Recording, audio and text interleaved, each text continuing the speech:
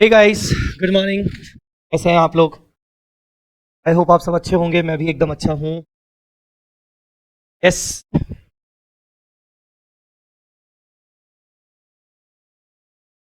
तो आज अपना रिवीजन है। ठीक है।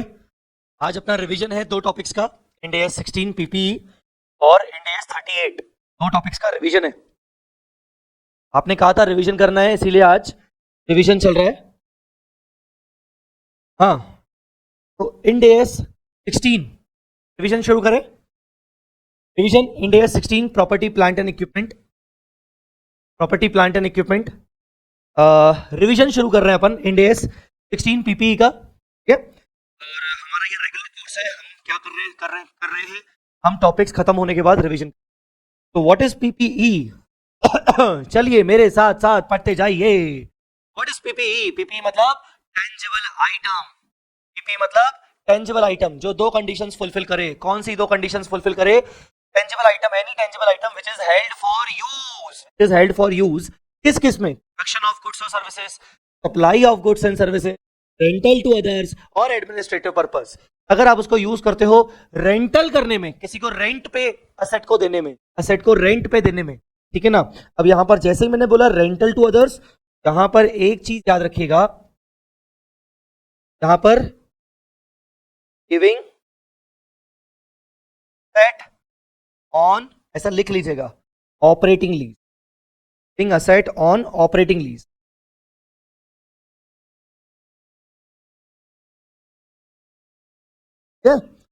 ओके।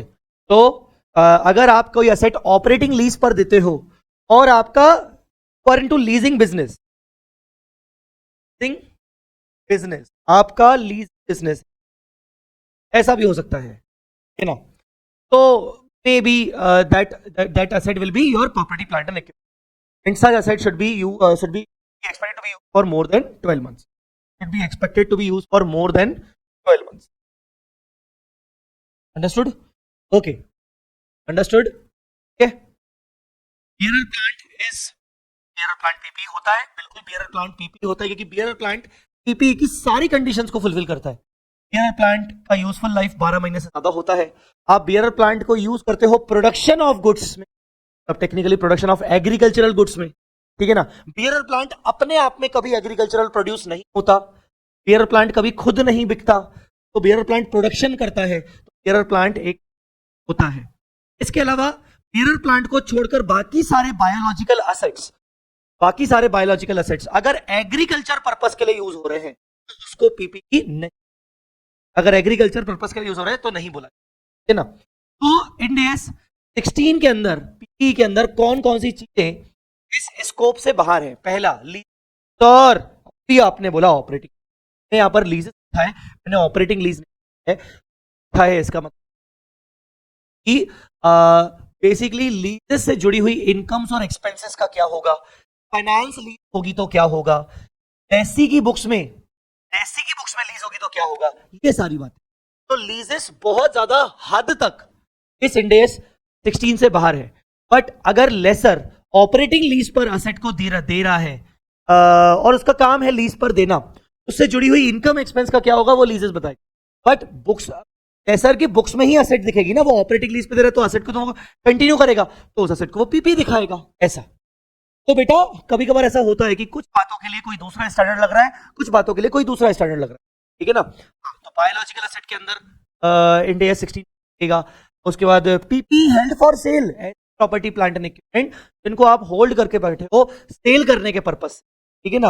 हो सकता है आपने मन बना लिया कि अब मैं उसको अपने बिजनेस करूंगा, now I have decided to dispose it, तो उसको डिस्पोज करूंगा, पीपी हेल्ड फॉर सेल। फिर last but not the least exploration for और एक्सट्रैक्शन ऑफ मिनरल रिसोर्स के ऊपर 10 है। तो ऐसे खर्चे अगर आप करते हो एक्सट्रैक्शन एक्सप्लोरेशन पर तो वो कैपिटलाइज नेचर के होते हैं, बट उनके ऊपर इंडिया 16 नहीं लगता। ऑलराइट, तो that is what we get PPE. Kamal से मैंने सवाल पूछा था, तुम कुछ बोलते क्यों नहीं हो? क्यों नहीं? Doubt sir, I am slow eight typing sir. I doubt will be asked by one get cleared before I type. बहुत बढ़िया, क्या आ गया, कोई बात नहीं, मैं भी स्लो। रिकॉग्निशन ऑफ पीपी, अब एक बार अब डिसाइड हो गया कि क्या पीपी है क्या पीपी नहीं है, तो अब पीपी को रिकॉर्ड करने का है कि नहीं। देखो डेफिनेशन एक अलग जगह और उसको रिकॉर्ड करना है कि नहीं करना है वो एक अलग बात होती है। तो रिकॉग्निशन ऑफ पीपी का रिकॉग्निशन क्या होगा, तो रिकॉग्नाइज करने के दो कंडीशंस होती है। एक पहला, it is probable that future economic benefits will flow to the entity, ऐसा लगता है कि असेट को यूज करने से में इकोनॉमिक बेनिफिट्स मिलेंगे। और दूसरा कॉस्ट कैन लायबली। ये वाले पॉइंट पर आपको याद होगा जब मैं रेगुलर क्लास में जब मैं आपको पढ़ा रहा था तो मैंने आपको बोला तो आपको लगेगा कि यार cost can be measured reliably, ये कौन सी बात हो गई ना यार, कॉस्ट तो रिलायबली मेजर होती है, पेमेंट करेंगे तो कॉस्ट तो रिलायबली मेजर होती है। ऐसा नहीं होता है, कई बार ऐसा होता है कि आप एक्सचेंज ट्रांजेक्शन के कर रहे हो, परचेज करने के आपने कैश न हो, अदर देन कैश कोई नॉन मॉनिटरी एसेट दी, तो ऐसे केस में उसका कॉस्ट डिटरमाइन करना जरूरी है, कंसीडरेशन की फेयर वैल्यू डिटरमाइन करना जरूरी है।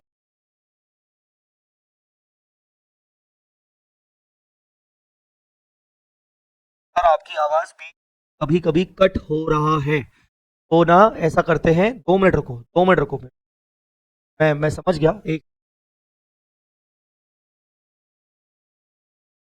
हेलो हेलो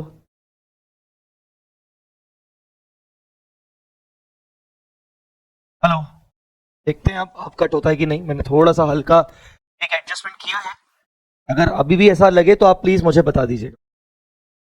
ठीक है, अभी भी अगर ऐसा लगे तो आप मुझे बता दीजिएगा।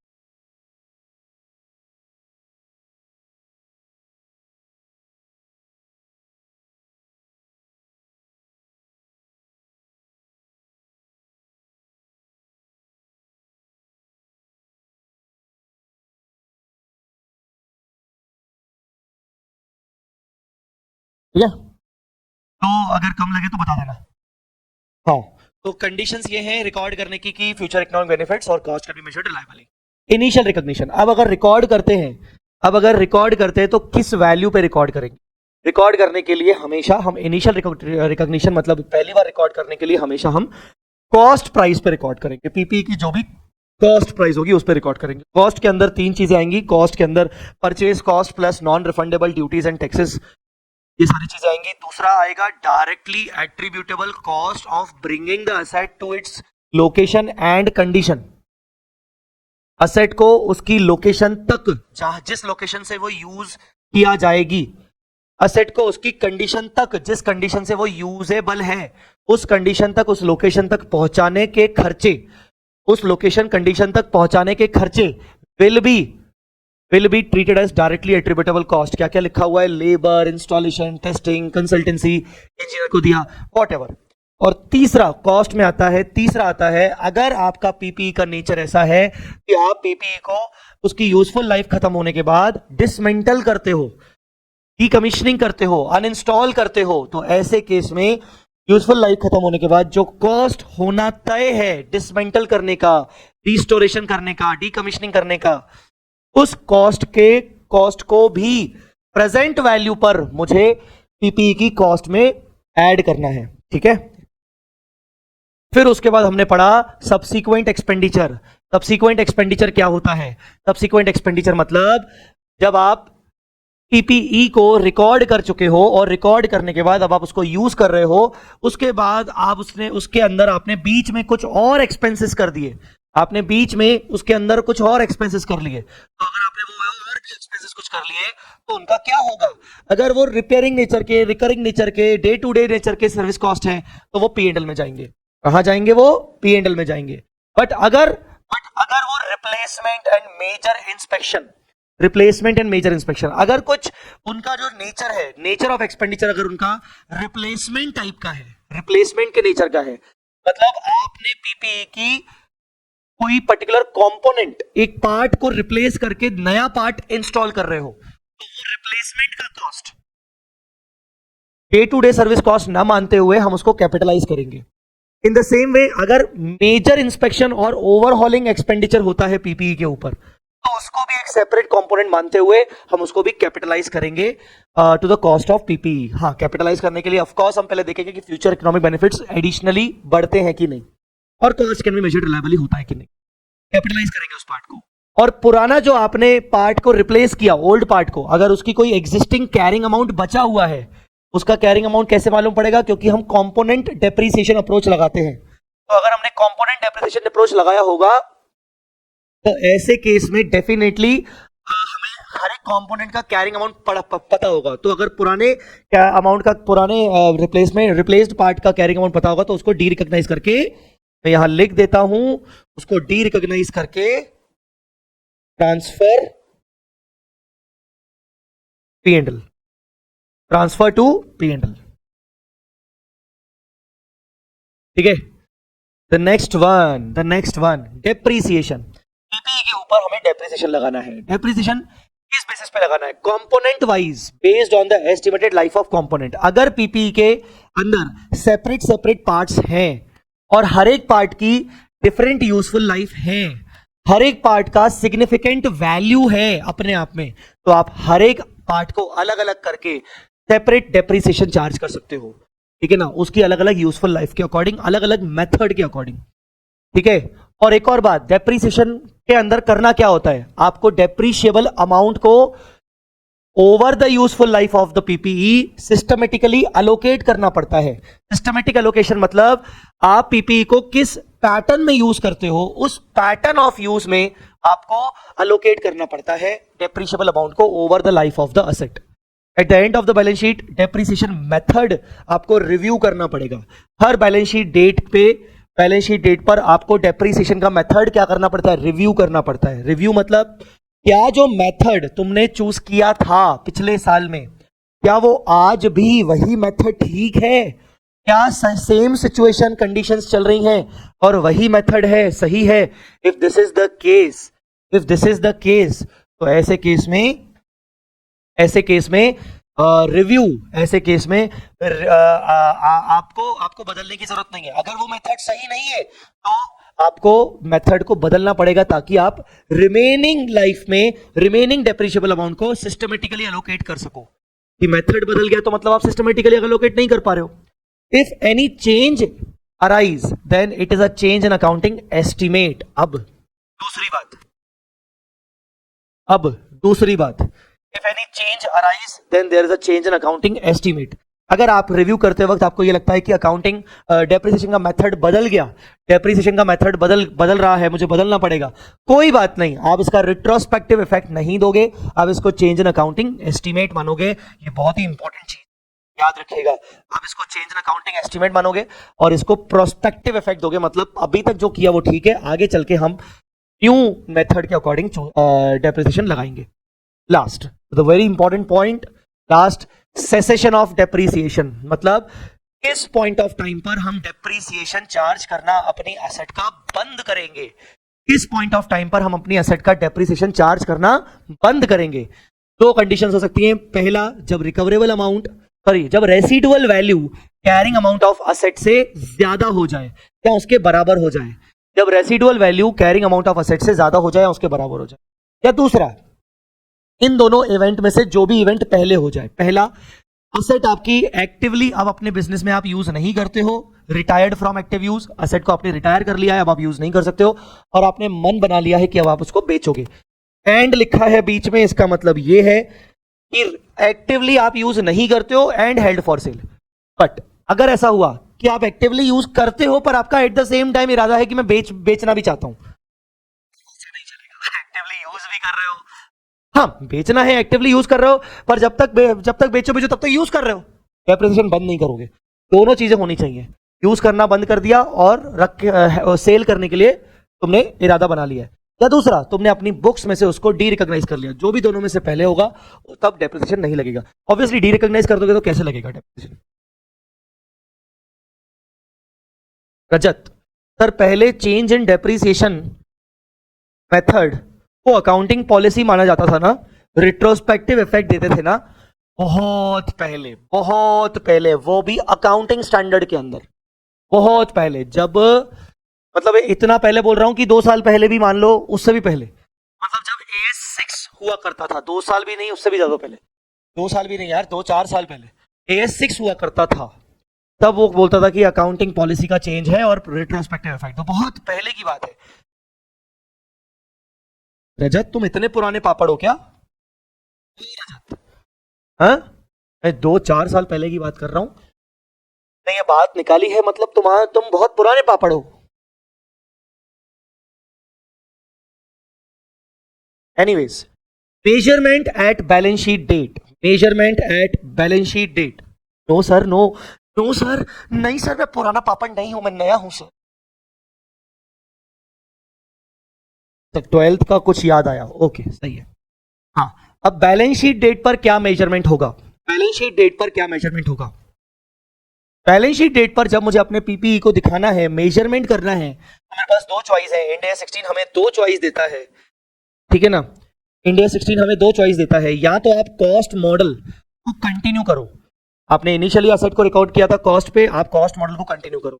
ऐसे केस में असेट का जो भी ओरिजिनल कॉस्ट है वो minus accumulated depreciation till date, till the balance sheet date, minus impairment if any till balance sheet date. अगर हुआ तो आप इस पे असेट को कैरी करोगे। दूसरा चॉइस है आप असेट को रीवैल्यूएशन मॉडल के अंदर लेके आओ, रीवैल्यूएशन मॉडल के अंदर लेके आओ। अगर आप रीवैल्यूएशन मॉडल के अंदर लेके आते हो तो ऐसे केस में आप अपनी एसेट का फेयर वैल्यू कर सकते हो balance sheet date measurement date पे, ठीक है ना। और उसके बाद फर्दर डेप्रिसिएशन लगा सकते हो, फर्दर इंपेयरमेंट हो सकता है।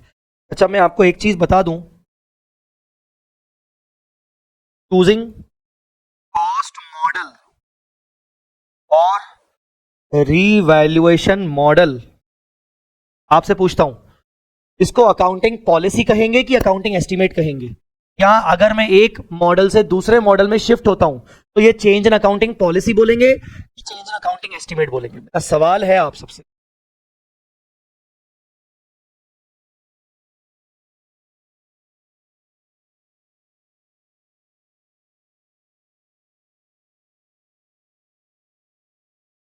मेरा सवाल है आपसे, कॉस्ट मॉडल चूज करना, रीवैल्यूएशन मॉडल चूज करना अकाउंटिंग पॉलिसी है कि अकाउंटिंग एस्टीमेट है? गधों, नलायकों, जवाब दो। Is an accounting policy. Yes, ये एक अकाउंटिंग पॉलिसी है। कॉस्ट मॉडल चूज करना, रीवैल्यूएशन मॉडल चूज करना, ये एक अकाउंटिंग पॉलिसी है, याद रखिएगा। ठीक है, अच्छा अब आते हैं आगे। एक काम करिए, मेरा पानी बॉटल खत्म हो गया है, पानी का बॉटल, पानी खत्म हो गया है, ये 2 मिनट दीजिए, तब तक आप पढ़िए इसको।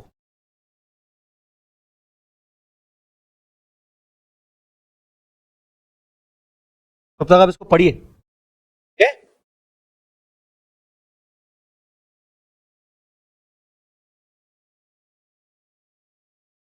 यस, रीवैल्यूएशन, रीवैल्यूएशन करने के लिए क्या करना चाहिए? सबसे पहले रीवैल्यूएशन में सबसे पहले हमें समझाया गया है टेक्निक, रीवैल्यूएशन की टेक्निक। रीवैल्यूएशन की टेक्निक, रीवैल्यूएशन कैसे करेंगे? दो तरीके हैं हमारे पास, ग्रॉस और नेट।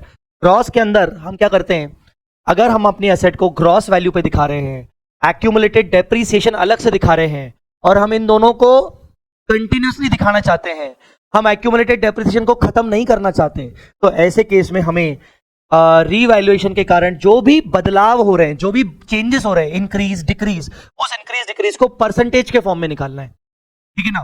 और उतने परसेंटेज से हम अपनी ग्रॉस कैरिंग अमाउंट, मतलब ओरिजिनल कॉस्ट को उतने परसेंटेज से बदल देंगे, डेप्रिसिएशन को भी उतने परसेंटेज से बदल देंगे, और डिफरेंस जितना आएगा वो डिफरेंस जो होगा वो रिवैल्यूएशन सरप्लस में जाएगा। ये परसेंटेज निकालने के लिए फॉर्मूला है रिवैल्यूएशन गेन या रिवैल्यूएशन लॉस भी हो सकता है, divided by carrying amount. Carrying amount मतलब gross cost minus total original cost minus accumulated depreciation. दूसरा नेट, दूसरा क्या होगा? Net amount. दूसरा क्या होगा? Net amount. Accumulated depreciation shall first be written off with original cost, shall first be written off with original cost. इसमें क्या होगा, हम अपने एक्यूमुलेटेड डेप्रिसिएशन अकाउंट को, एक्यूमुलेटेड डेप्रिसिएशन अकाउंट को basically original cost total gross value से minus कर देंगे, हटा देंगे। अब बचेगी कैरिंग अमाउंट, कैरिंग अमाउंट को कंपेयर करेंगे फेयर वैल्यू से और इंक्रीज डिक्रीज कर देंगे। सर, ये रिवैल्यूएशन सरप्लस क्या होता है? रिवैल्यूएशन सरप्लस मतलब जब भी एसेट का इंक्रीज होता है रिवैल्यूएशन के अंदर, तो आप उस रिवैल्यूएशन गेन को P&L में चार्ज नहीं करते हो, आप उसको revaluation surplus kind of you can say a part of OCI में ले जाते हो, और वो ओसीआई से फिर आपके statement of changes in equity के अंदर सेपरेटली अलग कॉलम में शो होता है। बट यहीं पर अगर आपका रिवैल्यूएशन लॉस होता है तो रिवैल्यूएशन लॉस आपका प्राइमरली P&L अकाउंट में जाता है, ठीक है ना। इसके कुछ रूल्स हम नीचे और पढ़ेंगे। तो रिवैल्यूएशन सरप्लस का क्या यूटिलिटी है, रिवैल्यूएशन सरप्लस का क्या यूज है, रिवैल्यूएशन सरप्लस को हम कैसे यूज कर सकते हैं?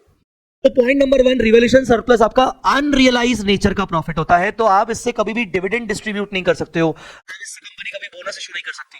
हाँ, revaluation surplus by the period of time general reserve में ट्रांसफर हो सकता है अगर एंटिटी चाहे तो in the name of additional depreciation. क्योंकि अगर मान लो रिवैल्यूएशन सरप्लस है तो आपके पास रिवैल्यूएशन गेन हुआ होगा, रिवैल्यूएशन गेन हुआ है मतलब अपने एसेट की फेयर वैल्यू को, आपके एसेट की फेयर वैल्यू ज्यादा है, आपने अपनी एसेट का कैरिंग अमाउंट इंक्रीज किया है, तो ऐसे केस में अगले सालों से डेप्रिसिएशन भी ज्यादा लगेगा, डेप्रिसिएशन ज्यादा लगेगा तो पूरा डेप्रिसिएशन जाएगा पीएनएल में, but amount equal to excess depreciation, ये कंपनी के पास चॉइस है, ऑप्शन है कि amount equal to excess depreciation will be transfer from revaluation surplus to general reserve. This is an option. Company के पास ये ऑप्शन है। याद होगा इंडिया 16 के क्वेश्चंस करते वक्त हमने कहीं कहीं देखा था कि कहीं कहीं कंपनी नहीं चूज कर रही है ऑप्शन कि भाई मुझे नहीं रिवैल्यूएशन सरप्लस से जनरल रिजर्व में डालना है। दूसरा फिर ये है कि चलो अगर आपने वो एसेट बेच दिया एसेट को बेच दिया, तो एसेट को बेचने के बाद अब रिवैल्यूएशन सरप्लस का क्या होगा, उसको पूरा का पूरा जनरल रिजर्व में ट्रांसफर कर देंगे। ये ऑप्शन नहीं है, ये हमेशा करना ही पड़ेगा, transfer full amount when finally disposed of. ठीक है ना, आई बात समझ में कि नहीं? एक और चीज है अगर आप अपनी एसेट का इंपेयरमेंट करते हो इंड AS 36 में, इंपेयरमेंट लॉस को भी आप रिवैल्यूएशन सरप्लस से सेट ऑफ कर सकते हो। सेम एसेट का इंपेयरमेंट लॉस सेम एसेट की रिवैल्यूएशन सरप्लस से सेट ऑफ कर सकते हो अगर आपने उस एसेट का इंपेयरमेंट किया है तो इंड AS 36 के अकॉर्डिंग। फिर उसके बाद हमने डिस्कस किया था ट्रीटमेंट ऑफ रीवैल्यूएशन। रीवैल्यूएशन के अंदर गेन हुआ तो वो ओसीआई में जाएगा, रिवैल्यूएशन सरप्लस में ओसीआई के थ्रू जाएगा। हाँ, एक्सेप्शन ये है कि वो गेन प्रॉफिट एंड लॉस में जा सकता है।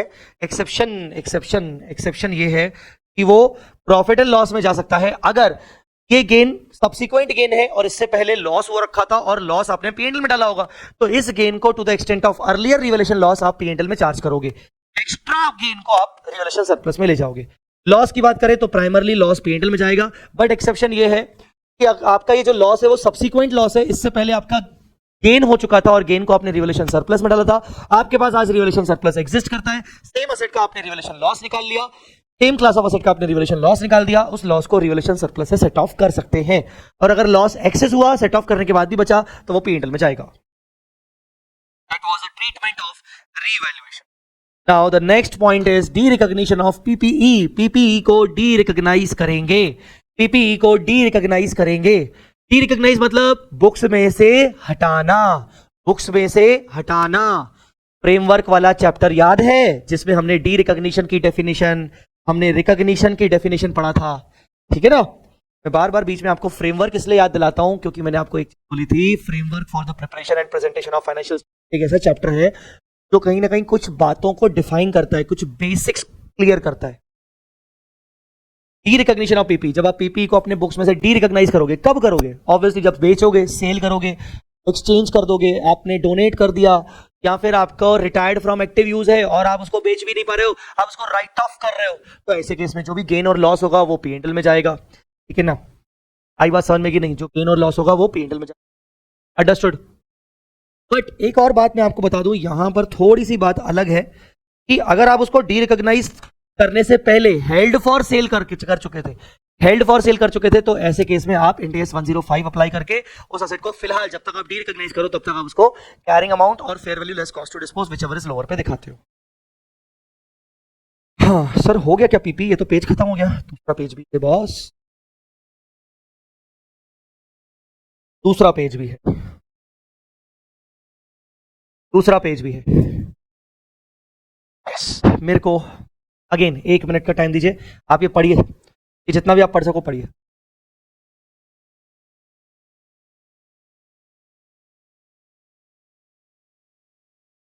अच्छा, एक और बात कि कहां से एक और पॉइंट पढ़ना बचा है, ये क्या है? हाँ, हम इनिशियल रिकॉग्निशन करते हैं कॉस्ट पे, बट कॉस्ट के कई डिफरेंट पर्सपेक्टिव हो सकते हैं, सिचुएशंस हो सकती हैं कॉस्ट फाइंड आउट करने में। पहली सिचुएशन है एक्सचेंज, पहली सिचुएशन है एक्सचेंज। अगर आप असेट को खरीद रहे हो in exchange of any other non monetary asset और a combination of non monetary और मॉनिटरी आइटम, तो ऐसे केस में क्या होगा? एक्सचेंज ट्रांजेक्शन के अंदर देखिए क्या लिखा है, when the exchange transaction has commercial substance and fair value can be measured reliably. क्या कमर्शियल सब्सटेंस है एक्सचेंज ट्रांजेक्शन के अंदर? मतलब क्या सेलर का प्रॉफिट मोटिव है, सेलर बायर दोनों एक दूसरे से रिलेटेड नहीं हो, सेलर बायर दोनों अपने अपने लेवल पर सोच रहे हो, मुझे बेचना है तो मुझे कमाना है, मुझे खरीदना है तो मुझे सस्ता खरीदना है, व्हाटएवर कमर्शियल सब्सटेंस हो, और फेयर वैल्यू दोनों असेट्स की तो एक्सचेंज हो रही है, एक दोनों के असेट्स की फेयर वैल्यू मेजर कर सकते हैं क्या रिलायबली? तो ऐसे केस में द आंसर में बी यस, कि हाँ ऐसा बिल्कुल है, कमर्शियल सब्सटेंस भी है, fair value can be measured reliably भी है। तो both the fair values of asset given and asset acquired are clearly evident. दोनों फेयर वैल्यूज हमें पता है, दोनों फेयर वैल्यूज पता है, जो असेट दिया है, जो असेट दे रहे हैं और जो असेट ले रहे हैं, दोनों असेट का फेयर वैल्यू क्लियरली हम डिटरमाइन कर सकते हैं। ऐसे केस में fair value of asset given can be the first priority. जो असेट हमने दिया है, ठीक है ना, अगर आपने मल्टीपल असेट दिया है, if multiple assets are given including cash, then cost is equal to fair value of all assets as cash, all assets given as cash, but either fair value of asset given or asset required is clearly evident। दोनों में से कोई एक clearly evident है, तो take the same fair value for recognising the asset which is clearly evident. Simple, मैंने आपको बोला था सेकंड प्रायोरिटी में fair value of asset received आएगा। बात एक ही है, दोनों में से कोई एक ही क्लियरली एविडेंट है, तो जो क्लियरली एविडेंट है वही ले लो। अब ट्रांजैक्शन के अंदर कमर्शियल सब्सटेंस नहीं है, ट्रांजैक्शन में जो एसेट का फेयर वैल्यू है, दोनों फेयर वैल्यूज को क्लियरली हम एविडेंट नहीं कर पा रहे, क्लियरली डिटरमाइन नहीं कर पा रहे। ऐसे केस में आप एसेट को रिकॉर्ड किस वैल्यू पे करोगे? Carrying amount of asset given, carrying amount of asset given. एक और बात जो उसके नीचे हमने डिस्कस की है, इफ कैश इज रिसीव्ड और paid is involve in the exchange transaction. यार मुझे ना ऐसा लग रहा है कि गड़बड़ हो सकती है, मैं पहले से ही आपको डिस्क्लेमर दे रहा हूं, मुझे लग रहा है कि इसमें गड़बड़ हो सकती है। इफ कैश इज रिसीव्ड और paid is involve, if cash received और paid is involve in the exchange transaction, case one cash received along with the asset acquired, जो असेट एक्वायर किया उसके साथ साथ कैश भी रिसीव किया है, total debit is equal to asset का डेबिट होगा, कैश का डेबिट होगा, क्योंकि कैश भी रिसीव किया, एसेट भी रिसीव किया, तो cash account debit, asset account debit must be equal to the fair value selected as per the above chart. जो भी आपने फेयर वैल्यू सिलेक्ट किया, आपका ओवरऑल जो डेबिट होगा that should be equal to the cash and asset. तो cash account debit, amount received to asset, जो भी कैरिंग अमाउंट है, डिफरेंस जाएगा गेन और लॉस में, और असेट के अंदर जाएगा बैलेंसिंग फिगर। कहने का मतलब, हाँ ये सही है चार्ट, ये दोनों मिलकर फेयर वैल्यू होने चाहिए, ये दोनों मिलकर फेयर वैल्यू होने चाहिए, ठीक है ना। अगर कैश रिसीव किया है, जैसे कि एग्जाम्पल के तौर पर land and building acquired against plant and machinery, carrying amount of plant and machinery 10 lakh, ठीक है, carrying amount of plant and machinery 10 lakh. एक और बात, cash also received, cash also received,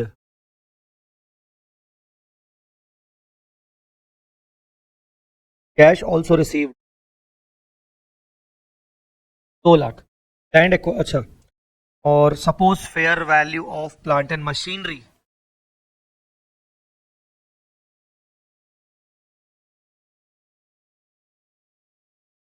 यहाँ, चलो लैंड एंड बिल्डिंग की ही फेयर वैल्यू कर लेते हैं 8.5 लाख। क्या एंट्री पास हो गया? एंट्री क्या पास होगा? Land and building debit, cash debit.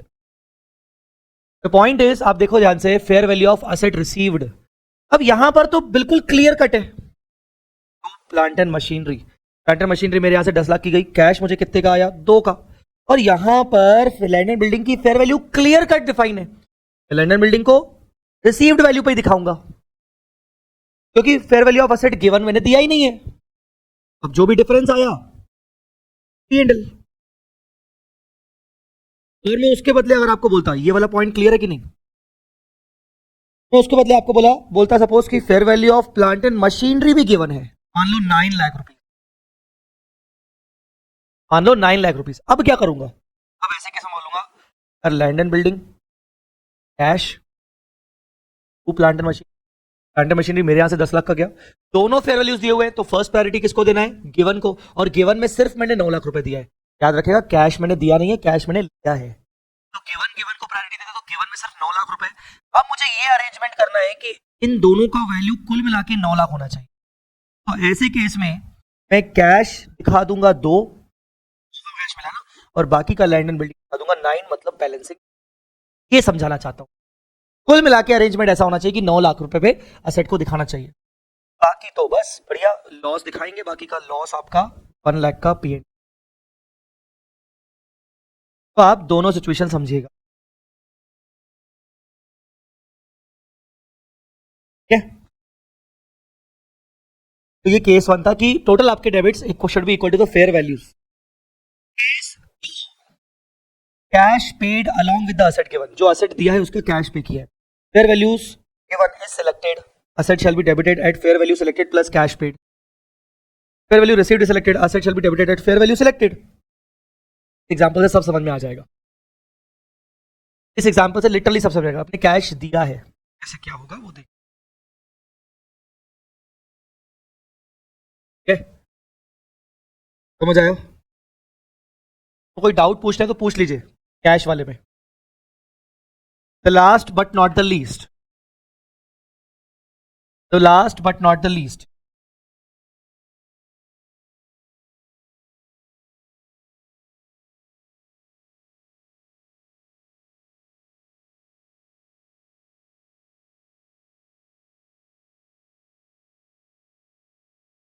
जल्दी बोलिए, कोई डाउट है कि मैं आगे बढ़ूं?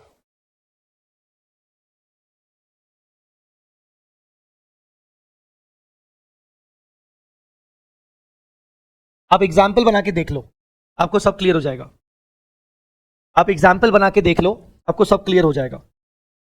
एक बार खुद से एग्जाम्पल बनाओ, भाई कैश पे कर रहे हैं, साथ में हम कैश पे कर रहे हैं, तो देखना पड़ेगा कि कौन सा फेयर वैल्यू हमने सिलेक्ट किया है, fair value of asset received select किया है कि असेट गिवन सिलेक्ट किया है, डिपेंड करता है ना।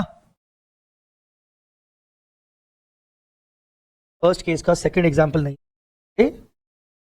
फर्स्ट केस का सेकंड एग्जांपल नहीं समझ में आया क्या? आपके सामने एग्जांपल है, fair value of land and building, fair value of plant and machinery दोनों दिया हुआ है, विच है वो कौन सी फेयर वैल्यू लेना चाहिए? Fair value of asset given, given में क्या दिया है, 9 लाख गिवन दिया है, कैश गिवन किया है क्या? नहीं, हमें गिवन को हमेशा प्रायोरिटी देना होता है, तो कितने किसको मैं प्रायोरिटी दूंगा? 9 लाख रुपए को, अंडरस्टूड और नॉट? अब जो भी मैंने रिसीव किया, जो भी मैंने रिसीव किया, मुझे उस पूरी चीजों को 9 लाख रुपए पे रिकॉर्ड करना है।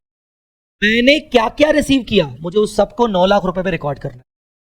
मैंने क्या क्या रिसीव किया, मैंने लैंड, मैंने कैश, मैंने सब कुछ ये सब रिसीव किया, मुझे उसको किस वैल्यू पे रिकॉर्ड करना है? जो भी मैंने दिया उसकी फेयर वैल्यू पे मुझे 9 लाख रुपए पे रिकॉर्ड करना है, जो जो मैंने। आई बात समझ में कि नहीं? तो ऐसे केस में मैं बोलूंगा, एक सेकेंड, मैंने ना शायद गलती से 9 लिख दिया, मैंने 7 लिखना चाहिए था, 7 लिखना चाहिए था। तो मैंने जो जो रिसीव किया, वो मुझे 9 ओवरऑल 9 पे रिकॉर्ड करना है, तो कैश को तो मुझे 2 पे करना ही है, बाकी जो बचा वो बैलेंसिंग फिगर, यहां पर वही लिखा हुआ है, total debit of asset and cash must be equal to fair value selected as per the above chart. Case 2 की बात करें, आप एग्जांपल बना के देखो केस 2 के अंदर, चलो एक एग्जांपल बनाते हैं केस 2 का, केस 2 का एग्जांपल बनाते हैं। कैश पे करना है ना मुझे, land and building acquired, plant and machinery 1,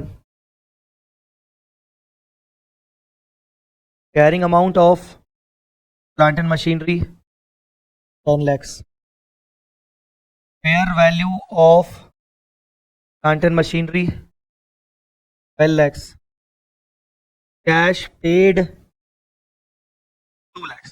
कुल मिला के क्या क्या दिया, क्या क्या दिया, 12 दिया, 2 दिया, कुल मिला के फर्स्ट प्रायोरिटी गिवन को देंगे तो 14 लाख। मैं क्या करूं, लैंड को 14 लाख पे रिकॉर्ड करूंगा, land and building 14, 2 plant and machinery 12, cash 2, sorry 12 नहीं, लैंड मशीनरी का कैरिंग अमाउंट पे रिकॉर्ड करेंगे 10, लैंड एंड बिल्डिंग को fair value of asset given जो जो दिया, बस हैंडल। क्या लिखा है, fair value of asset is given is selected, asset shall be debited at fair value selected, cash paid. मैंने लैंड एंड बिल्डिंग को किस पे रिकॉर्ड किया, फेयर वैल्यू सिलेक्ट किया मैंने 12, कैश पे कितना 2, मैंने 14 पे असेट को बुक किया, देखो ना जी मैंने 14 को असेट पे बुक किया, समझा कि नहीं। अब मान लो ये फेयर वैल्यू नहीं है मेरे पास लैंड एंड बिल्डिंग का फेयर वैल्यू है 11 लाख, लैंड एंड बिल्डिंग का फेयर वैल्यू है सपोज 13 लाख, 13 लाख। अब क्या करूं, fair value of asset received, fair value of asset given, given है ना कंप्लीटली, मुझे कैश गिवन है पर fair value of asset given plant machinery नहीं दिया हुआ, डिटरमिनेबल नहीं है, क्या करूं मैं, अरे छोड़ दो, गिवन पे जाना ही नहीं है मेरे को, रिसीव पे जाना है 13 लाख। अब क्या करेंगे, land and building debit 13 lakh, cash receive किया नहीं है, कैश पे किया है, 2 plant and machinery carrying amount तो 10 पता है, प्रॉफिट 1, क्या लिखा है, asset shall be debited at fair value selected, कौन सी फेयर वैल्यू सिलेक्ट की मैंने 13, तो 13 पे डेबिट किया, सिंपल, क्या कि नहीं।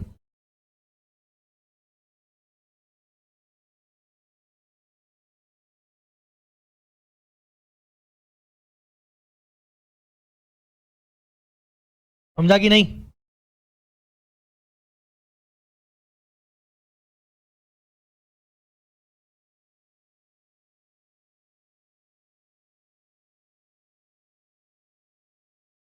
एग्जाम्पल्स नोट करने हैं क्या, एग्जाम्पल्स नोट करने हैं क्या,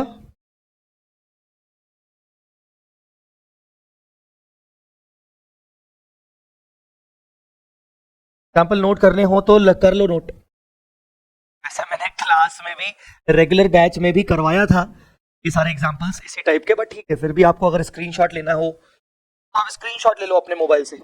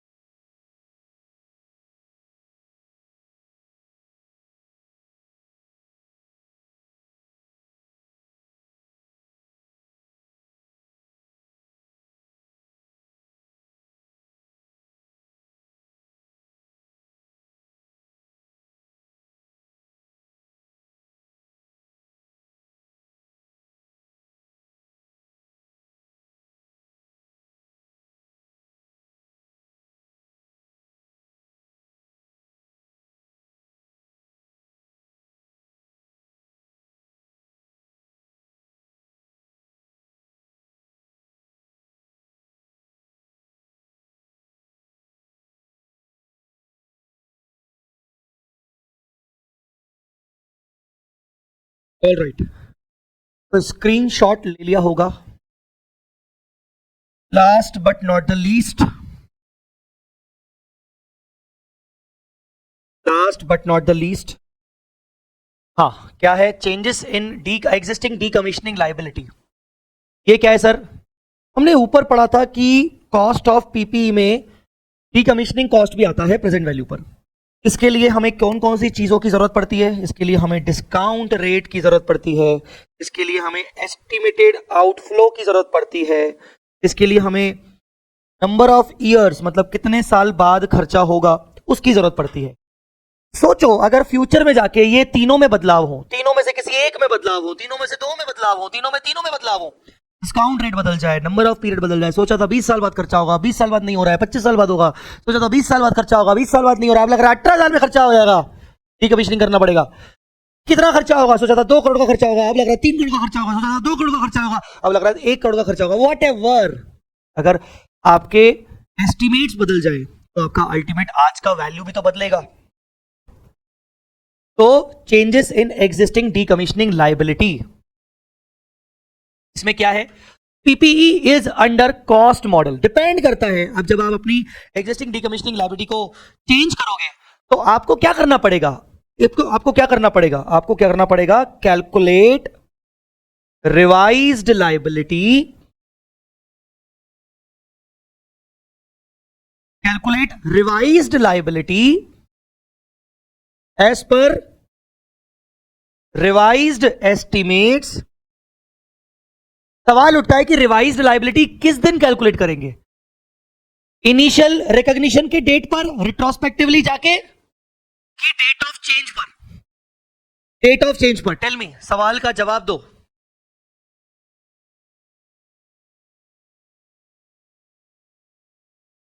सवाल का जवाब दो।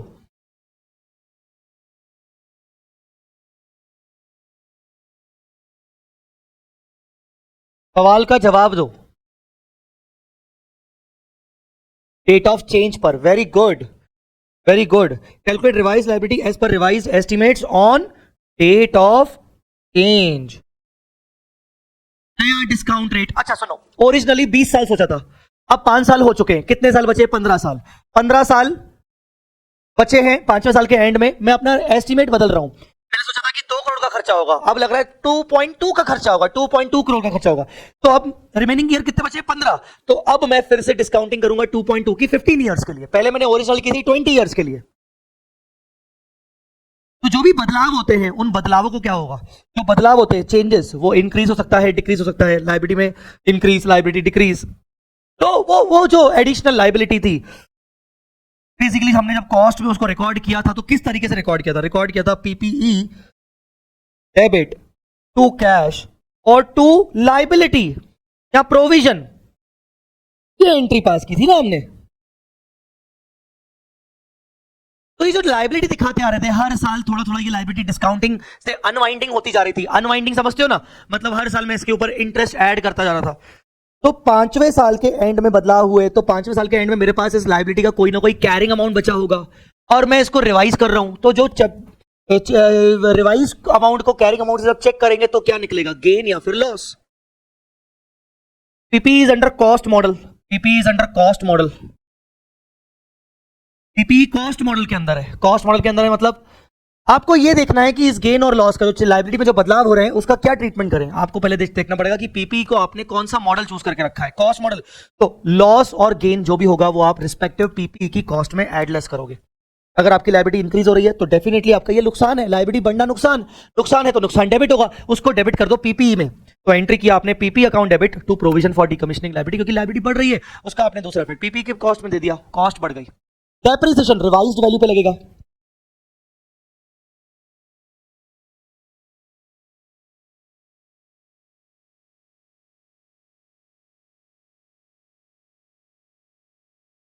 दूसरा डिक्रीज इन लायबिलिटी। अगर लायबिलिटी डिक्रीज हुई है, अगर लायबिलिटी डिक्रीज हुई है, अगर लायबिलिटी डिक्रीज हुई है तो क्या होगा? तो आपको गेन होगा। अगर लायबिलिटी डिक्रीज हुई है तो आपको क्या होगा? आपको गेन होगा। ऑलराइट, आपको गेन होगा, ठीक है ना? अगर लायबिलिटी डिक्रीज हुई है तो क्या होगा? आपको गेन होगा।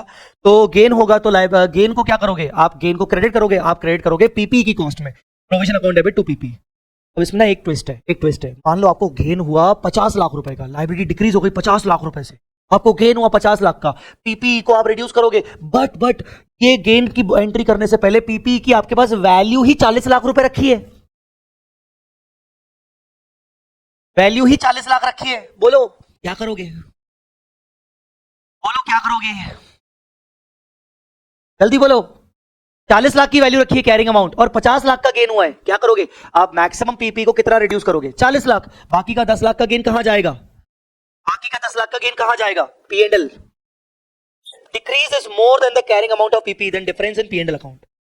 डिक्रीज ज्यादा हो रहा है, कैरिंग अमाउंट पीपी के उतने है ही नहीं, तो आप डेफिनेटली पीएनएल में डालोगे। Cost model. अरे ओ, अरे हाँ, रिवैल्यूएशन मॉडल में क्या होगा? हाँ सुनो रे सुनो, ध्यान से सुनो। रिवैल्यूएशन मॉडल, रिवैल्यूएशन मॉडल क्या होता है? रिवैल्यूएशन मॉडल जहां पर आपने पीपी को चूज किया है कि मैं उसको फेयर वैल्यू करता रहूंगा। जब तुम पीपी को फेयर वैल्यू करते रहोगे तो जो लाइबिलिटी में तुमने बदलाव किए हैं उसका इफेक्ट तुम पीपी की कॉस्ट में नहीं दे पाओगे, अब पीपी के कैरिंग अमाउंट में नहीं दे पाओगे। ये तो फेयर वैल्यू डिस्टर्ब हो जाएगी, नहीं तो वापस से तुम्हें फेयर वैल्यू करना पड़ेगा। तो ये सब नहीं करके, अगर लाइबिलिटी इंक्रीज हुई है मतलब नुकसान है, नुकसान है, उस नुकसान को क्या करोगे? चेक करो, क्योंकि तुम्हारी पीपी रिवैल्यूएशन मॉडल में, तो चेक करो क्या तुम्हारे पास रिवैल्यूएशन सरप्लस रखा है? हाँ रखा है, तो उस लॉस को रिवैल्यूएशन सरप्लस से सेट ऑफ कर दो। रिवैल्यूएशन सरप्लस नहीं रखा तो उसको पीएनएल ले जाओ, ठीक है? Set of the loss with revaluation surplus if available. If loss exceeds the available surplus, then transfer the excess loss to P&L. Transfer the excess loss to P&L. ठीक है? Relation surplus debit, ये first priority. Second priority,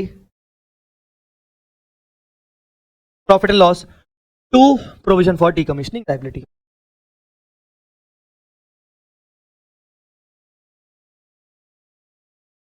decrease in liability, decrease in liability का मतलब gain, gain हुआ, क्या करेंगे? तुम्हारी property revaluation model में गेन हो रहा है, कहां ले जाओगे? रिवैल्यूएशन सरप्लस में।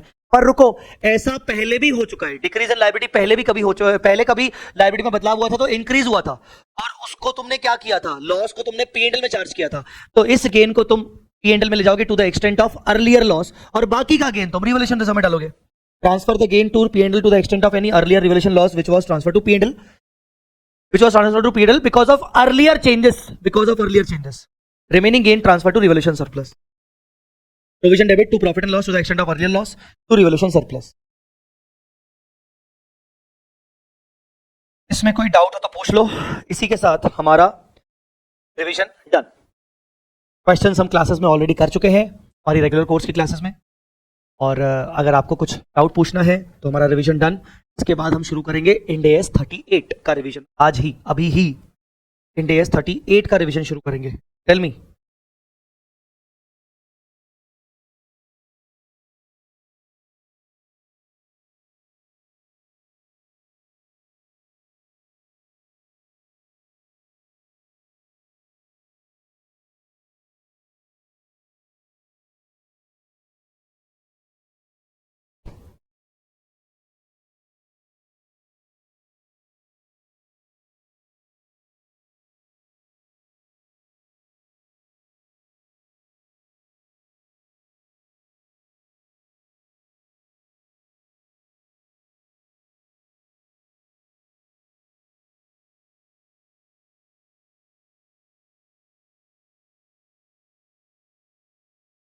फर्स्ट चार्ट का नोटिंग करना है। वाह,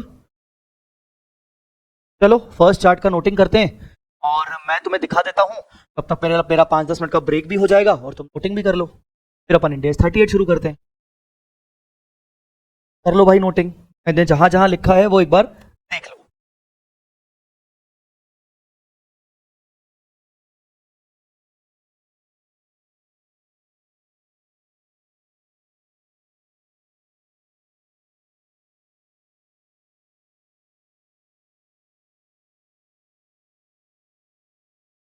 यस रजत, बिल्कुल। एक मशीन की डिकमीशनिंग लायबिलिटी में चेंजेस उसकी रिवोल्यूशन में इफेक्ट जाएगा, मतलब रिवोल्यूशन ऐसा ही ट्रीट करेंगे। यस बिल्कुल बिल्कुल। चलिए शुरू करें, यहां आपने नोटिंग कर दिया था।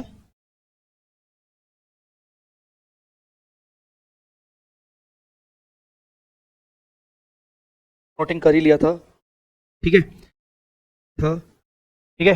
मैं 2-4 मिनट में शुरू कर रहा हूँ, ठीक है, 2-4 मिनट में शुरू कर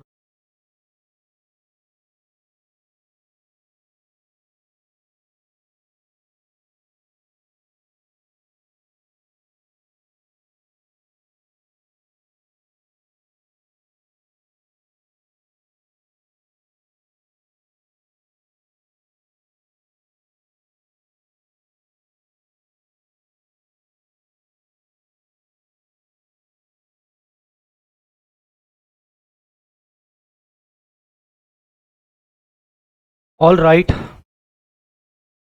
बच्चों, इंडेस 38 शुरू करते हैं। ठीक है, तो ये इंडेस 38 हमारा आज ही हो जाएगा रिवीजन। तब हमारे आज 2 रिवीजन हो जाएंगे, इंडेस 16 और इंडेस 38। क्लास में नया टॉपिक शुरू। ठीक है, तो इंडेस 38 इंटेंजिबल असेट वो भी हम कर चुके हैं क्लास में।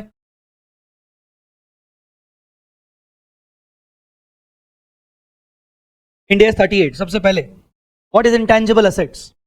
What is intangible asset? हमने इंटेंजिबल असेट की डेफिनेशन में क्या क्या पढ़ा था? हमने बोला था इंटेंजिबल असेट होने के लिए असेट को पहले डिफाइन करो, और असेट के अंदर हमने बोला था कि कोई भी इकोनॉमिक रिसोर्स जिससे हमें फ्यूचर इकोनॉमिक बेनिफिट्स एक्सपेक्टेड हो। ठीक है ना, कोई भी इकोनॉमिक रिसोर्स जिसको हम कंट्रोल कर पाए। ठीक है ना, और इकोनॉमिक रिसोर्स का मतलब क्या होता है? राइट्स जिसके अंदर पोटेंशियल है फ्यूचर इकोनॉमिक बेनिफिट्स अर्न करने का।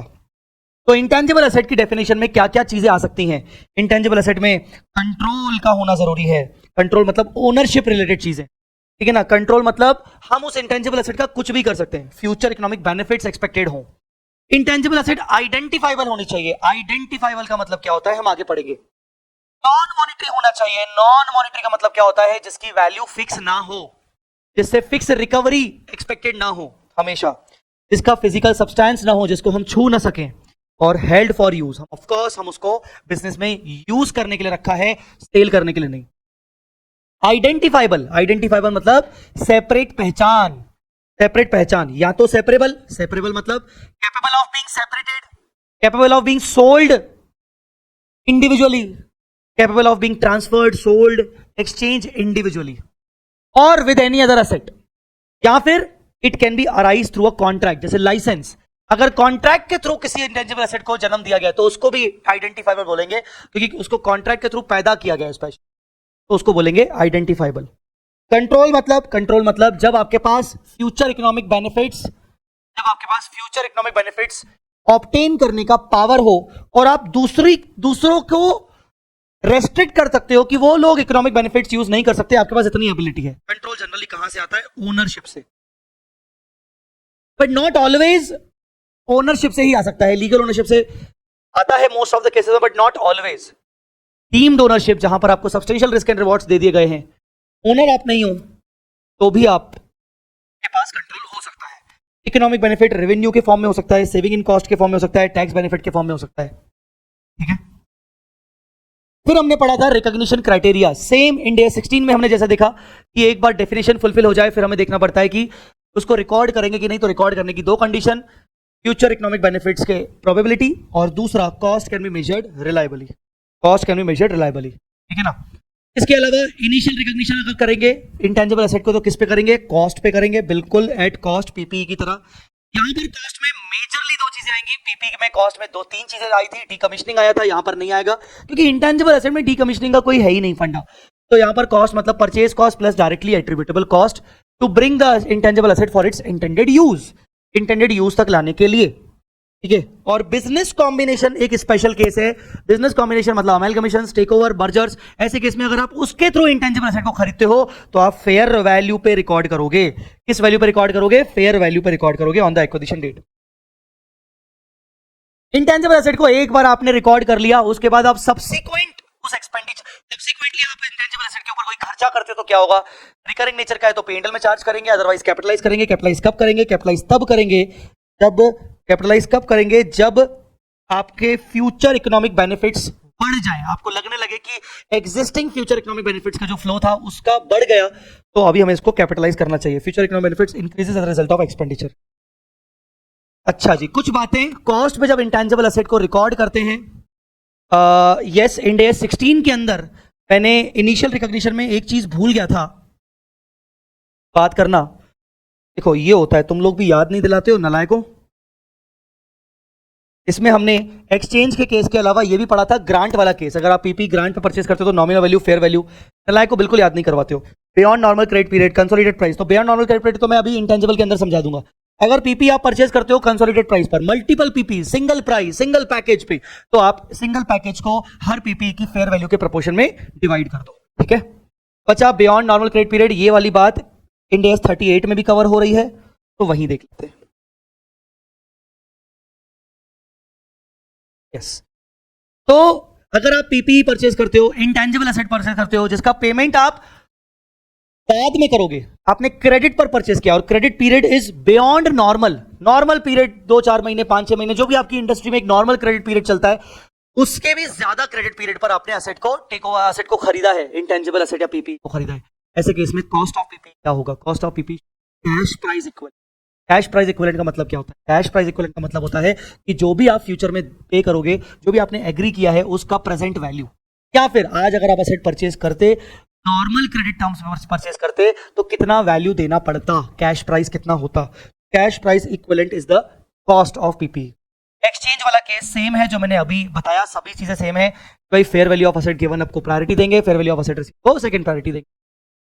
कमर्शियल सब्सटेंस नहीं होगा, फेयर वैल्यू डिटरमाइन नहीं कर सकते, तो ऐसे carrying amount of asset given. ठीक है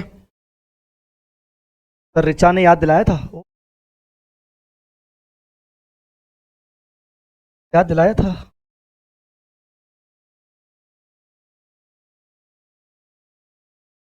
और यार मैंने देखा नहीं। Research and development, this is very very important. Research and development, this is very very important. India 38 के अकॉर्डिंग रिसर्च फेस में किए गए जितने भी खर्चे होंगे वो हमेशा पीएनएल में जाएंगे। बट एक एक्सेप्शन ये है कि अगर बिजनेस कॉम्बिनेशन ट्रांजैक्शन में आप किसी कंपनी को टेक ओवर कर रहे हो और वो कंपनी कोई रिसर्च कर रही थी और आप उसके रिसर्च को भी टेक ओवर कर रहे हो, तो उसको आप कहोगे इन प्रोसेस रिसर्च प्रोजेक्ट। और वो जो आपने टेक ओवर किया उसके लिए भी आपने एक्स्ट्रा पे किया है, तो आप उस इन प्रोसेस रिसर्च प्रोजेक्ट को भी अपना इंटेंजिबल एसेट बनाओगे। जनरल रूल है कि रिसर्च में किए गए खर्चे को पीएनएल में डालते हैं, बट अगर आप इन प्रोसेस रिसर्च प्रोजेक्ट कहीं दूसरी कंपनी से खरीद रहे हो थ्रू बिजनेस कॉम्बिनेशन, तो आप उसको पीएनएल में नहीं ले जाओगे, आप उसको सेपरेट एसेट दिखाओगे। बट इसमें एक और बात मैं आपको बता दूं, आपने in process research project take over किया, आपने उसको सेपरेट इंटेंजिबल एसेट दिखाया, अब आप खुद उस प्रोजेक्ट के अंदर खुद खर्चे करना शुरू कर रहे हो, तो जो खुद खर्चे करना शुरू करोगे वापस से वो पीएनएल में जाएंगे। हमारे पास एक क्वेश्चन भी था, हमने अपनी क्लास में देखा था। डेवलपमेंट एक्सपेंडिचर क्या होता है? डेवलपमेंट एक्सपेंडिचर रिसर्च होने के बाद स्टार्ट होता है। डेवलपमेंट कमर्शियल प्रोडक्शन शुरू होने से पहले की स्टेज होती है और रिसर्च के बाद की स्टेज होती है। डेवलपमेंट पे हम फाइनली ये करते हैं कि रिसर्च तो कर लिया, नॉलेज तो आ गई, बट फाइनली अब वो टेक्नोलॉजी डेवलप करें कि नहीं करें। रिसर्च तो समझ में आ गई, रिसर्च के अंदर हम टेक्नोलॉजी पे बात नहीं करते, हम रिसर्च के अंदर प्रॉब्लम्स को अंडरस्टैंड करते हैं, रिसर्च के अंदर हम नीड्स को समझते हैं। नीड क्या है आज के लोगों की, प्रॉब्लम क्या है, प्रॉब्लम का सोल्यूशन क्या हो सकता है, ये रिसर्च होता है। रिसर्च के अंदर आप कुछ बनाते नहीं हो। अगर आप कुछ बनाना शुरू कर दिए तो मतलब आपने डेवलपमेंट कर दिया। डेवलपमेंट के अंदर आप शुरू करते हो कि चलो हमने प्रॉब्लम समझ ली, हमें सॉल्यूशन समझ में आ गया, अब उसको डेवलप करते हैं। डेवलपमेंट भी सक्सेसफुल हो सकता है, नहीं भी हो सकता है, बट अगर आपको डेवलपमेंट करते वक्त ये 6 कंडीशन फुलफिल कर पाते हो, तो आप डेवलपमेंट से जुड़े हुए खर्चों को कैपिटलाइज कर सकते हो। कौन कौन सा? पहला, टेक्निकल फीजिबिलिटी ऑफ कंप्लीशन। आपको लगता है कि आपके पास सारे टेक्निकल रिसोर्सेज अवेलेबल हैं, आप कंप्लीट कर लोगे। इंटेंशन टू कंप्लीट, आपको फुल सपोर्ट है अपनी कंपनी का, आपको लगता है कि ये सभी लोग हम मिलके करना चाह रहे हैं और हम बहुत ही पॉजिटिव हैं इस प्रोजेक्ट के पीछे, तो हम कंप्लीट करेंगे। एबिलिटी टू यूज और सेल, चलो कंप्लीट कर ले, तो उसके बाद क्या हम इसको मार्केटेबल प्रोडक्ट बना पाएंगे कि नहीं बना पाएंगे, ये हमें सोचना है। एफईबी, डेमोन्स्ट्रेशन, फ्यूचर इकोनॉमिक बेनिफिट्स किस तरीके से हमें जनरेट होंगे उसका थोड़ा सा डेमो हम ले लेते हैं, हमें किस तरीके से फ्यूचर इकोनॉमिक बेनिफिट्स मिलेंगे। एडेक्वेट रिसोर्सेज, पैसा है कि नहीं, फाइनेंशियली हमारा स्ट्रांग है कि नहीं, क्योंकि डेवलपमेंट में बहुत सारा पैसा खर्च होने वाला है। Last but not the least, expenditure can be measured reliably. अगर ये सारी चीजें फुलफिल होती हैं तो आप जरूर एक्सपेंडिचर को, डेवलपमेंट के एक्सपेंडिचर को आप कैपिटलाइज करोगे। ठीक है, ऑल राइट।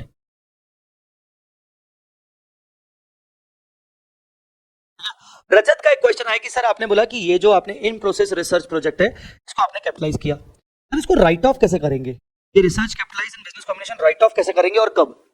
राइट ऑफ अभी थोड़ी करेंगे, ये तो अभी रिसर्च प्रोजेक्ट चल रहा है, अभी इसके बाद डेवलपमेंट होगा, डेवलपमेंट का भी कैपिटलाइजेशन इसमें जुड़ेगा, इंटेंजिबल एसेट के अंदर डेवलपमेंट होगा, ये सब करने के बाद once it is available for use और available for its intended use, उसके बाद हम इसकी लाइफ को डिटरमाइन करेंगे कि इसकी लाइफ डेफिनेट है, इनडेफिनेट है, उसके अकॉर्डिंग हम उठाएंगे।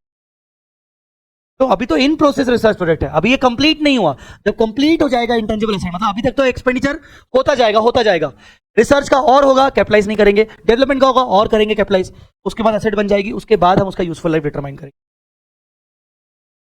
मतलब normal intangible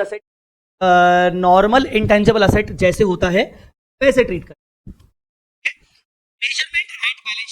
measurement at balance sheet date पर आप इंटेंजिबल को कैसे मेजर करते हो, डेट पर आप इंटेंजिबल असेट को कैसे मेजर करते हो उस पर बात कर रहे हैं अपन। तो measurement at balance sheet date में हम बात करेंगे cost model, revolution model, same P cost model, revolution model, सब कुछ पीपी के जैसा, तो इसलिए मैं आपको ये स्किप कर रहा हूं। फिर इसके अलावा useful life and intangible asset की यूजफुल लाइफ क्या होनी चाहिए, डिपेंड करता है intangible asset having defined useful life और हैविंग इनडेफिनिट। डिफाइंड मतलब आप लाइफ को कर सकते हो 10 साल, 15 साल, 20 साल, एएस की तरह नहीं है कि लगा के रखिए कि भाई रिवर्टेबल आपके पास एविडेंस नहीं होना चाहिए, ऐसा एएस 620 था, बट इंडियंस में ऐसा डिफाइन करो, डिपेंड करता है आपको के अकॉर्डिंग आप अमोटाइज करोगे, सर जो भी आप करोगे वो मेथड्स पे आपको ये चेक करना है पैटर्न ऑफ कंजम्पशन, इस पैटर्न में आपको मिलेगा, पैटर्न में इंटेंजिबल तरीके से यूज, अगर वो आप पैटर्न डिटरमाइन को अमोटाइज तो पैटर्न कर सकते हो, तो आप एसएलएम कर सकते हो। Amortisation period and method should be reviewed at least at each end. हाँ, एक और बात सुन लीजिएगा कि अमोटाइजेशन आपने पीरियड जो आपने तय है वो हर साल के एंड आप एक एक बार रिव्यू करते जाओ, हर बार आप एक एक बार रिव्यू करते जाओ। मेथड ऑफ अमोटाइजेशन आप रिव्यू करते जाओ, मेथड, पीरियड, आपने यूजफुल लाइफ कितना डिसाइड किया, आपने रेट ऑफ डेप्रिसिएशन, हर साल के एंड में रिव्यू करने से क्या क्या होगा, रिव्यू करने से जो चेंजेस होंगे उसको एस्टिमेट माना जाएगा। ठीक है, ये हमने डिस्कस। ठीक है, दूसरा intangible asset having indefinite useful, ऐसी भी इंटेंजिबल लाइफ हमने अपनी क्लास में, सर हेलो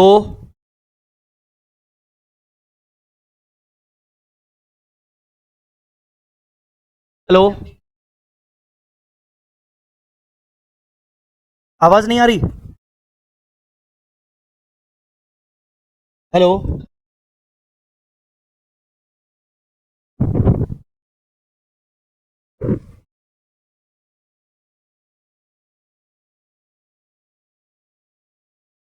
यस प्लीज, अब मुझे बताइए आपको आवाज आ रहा है कि नहीं।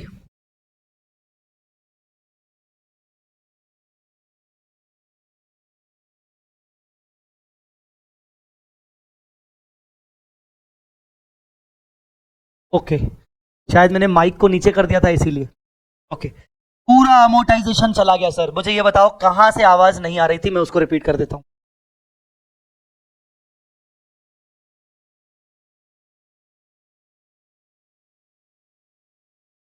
कहां से अमोटाइजेशन, अमोटाइजेशन मैं अपनी धुन में पढ़ा रहा हूं, मैं आपके चैट ही नहीं पढ़ रहा हूं, सॉरी यार।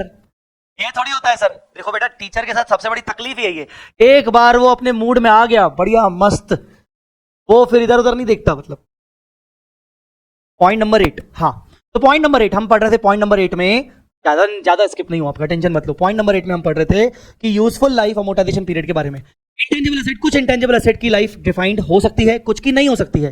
मैक्सिमम इंटेंजिबल असेट की लाइफ डिफाइन कर सकते हैं। इसी केस में आप उन इंटेंजिबल असेट्स को जिनकी लाइफ डिफाइंड है उनको आप अमोटाइज करोगे over the estimated life of the asset. जो भी आपने लाइफ एज्यूम किया है उस लाइफ में आप अमोटाइज करोगे। अमोटाइज करने के लिए आपके पास दो मेथड्स हैं। कौन से दो मेथड्स हैं? प्रायोरिटी आपको ये देखना है कि आप जो असेट, इंटेंजिबल असेट यूज कर रहे हो उससे आपको जो फ्यूचर इकोनॉमिक बेनिफिट एक्सपेक्टेड है, फ्यूचर इकोनॉमिक बेनिफिट्स एक्सपेक्टेड है, वो किस पैटर्न में आपको मिलेंगे, कैसे कैसे आपको बेनिफिट्स मिलेंगे। आपको अगर सेम पैटर्न मिलेंगे इक्वली तो आप एसएलएम भी यूज कर सकते हो, पर अगर पैटर्न डिफरेंट है, आप इकोनॉमिक बेनिफिट्स को यूज कर पाओगे, अलग अलग तरीके से कंज्यूम करोगे, पैटर्न डिटरमाइन कर सकते हो, तो आप उस प्रोपोर्शन में इंटेंजिबल एसेट को राइट ऑफ करोगे, अमोटाइज करोगे। अगर आप पैटर्न डिटरमाइन नहीं कर सकते तो आप एसएलएम यूज करोगे। साल के अंत में एक बार आपको जो भी आपने यूजफुल लाइफ डिसाइड किया था, रिमेनिंग बचा है, और जो मेथड डिसाइड किया था, साल के अंत में एक बार एटलीस्ट आपको उनको रिव्यू करना है कि कोई बदलाव तो पॉसिबल नहीं है। अगर बदलाव है तो चेंजेस इन अकाउंटिंग एस्टिमेट कहा जाए। फिर इंटेंजिबल एसेट, ऐसी इंटेंजिबल एसेट जिनकी लाइफ को डिटरमाइन नहीं किया जा सकता। मैं आपसे सवाल पूछूंगा, हमने क्लास में ऐसे 2 एग्जांपल्स भी देखे थे कि कौन सी ऐसी इंटेंजिबल एसेट होती है जिसकी यूजफुल लाइफ डिटरमाइन नहीं हो सकती। Indefinite, I am not saying infinite. Infinite word अलग होता है, इनडेफिनिट अलग होता है। इनडेफिनिट मतलब लाइफ डिफाइन नहीं कर सकते हम। इनडेफिनिट, कोई एग्जांपल बताएगा इनडेफिनिट यूजफुल लाइफ क्या होगा? एग्जांपल, एग्जांपल क्या था हमारे पास? हमारे पास 2 एग्जांपल थे, याद आ रहा कि नहीं? बोलो एग्जांपल। एक हमने देखा था एग्जांपल में ब्रॉडकास्टिंग लाइसेंस, 10-10 साल में हमारा लाइसेंस रिन्यू होता है और हमें बोला गया है कि आप कभी भी कितने भी टाइम तक रिन्यू करवा सकते हो। अब हम ही कुछ नहीं जानते कब तक रिन्यू होता रहेगा, होता रहेगा, होता रहेगा, होता रहेगा। हम एक्सपेक्ट नहीं कर, हमें हमें इतना पता है कि हम डिसकंटिन्यू नहीं करेंगे। दूसरा ट्रेडमार्क, ट्रेडमार्क, ट्रेडमार्क का भी रजिस्ट्रेशन आप, लाइसेंस आप रिन्यू करवाते जाओगे। तो लाइसेंस और ट्रेडमार्क याद आ रहा है ना? यस, रजत ने तो लिख दिया सर क्रिकेट, वो आईपीएल का हमने एग्जांपल लिया था हॉटस्टार का। Licence, broadcasting, broadcast, television casting. Yes, तो ऐसे केस में उस इंटेंजिबल एसेट का जिसका लाइफ डिटरमाइन नहीं है, उसका अमोर्टाइजेशन पॉसिबल ही नहीं है, क्योंकि यूजफुल लाइफ ही डिटरमाइन नहीं है। बट ऐसे केस में उन इंटेंजिबल एसेट्स का एनुअल इंपेयरमेंट करना जरूरी है। एनुअल इंपेयरमेंट टेस्टिंग करना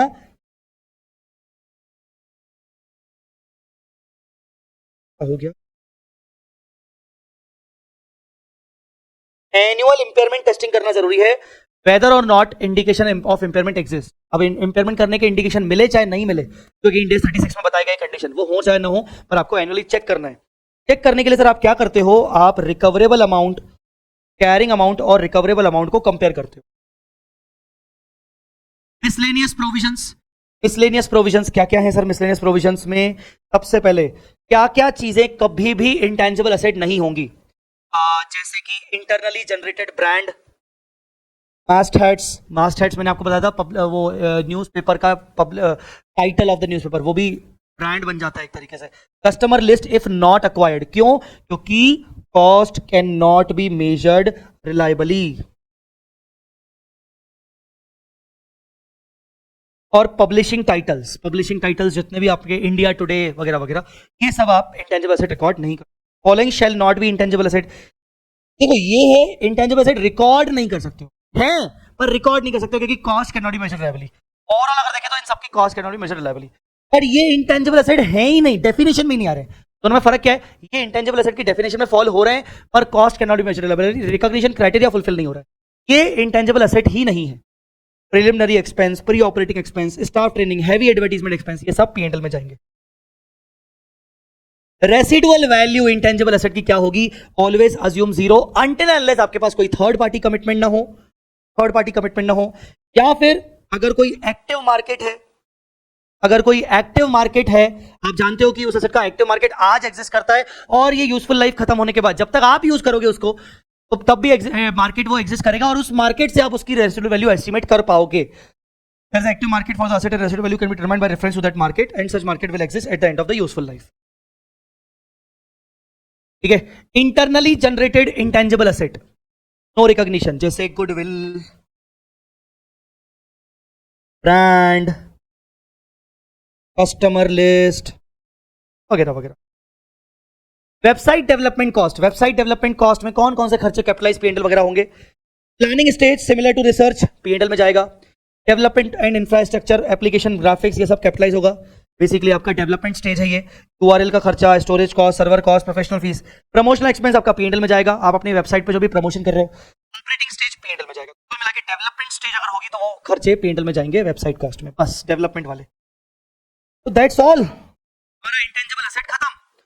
बच्चों मैंने आपको होमवर्क दिया था इंटेंजिबल एसेट के अंदर। ओ बच्चों, मैंने आपको एक होमवर्क दिया था इंटेंजिबल एसेट के अंदर, याद है आपको? Question number 19, Singapore text book का एक क्वेश्चन था।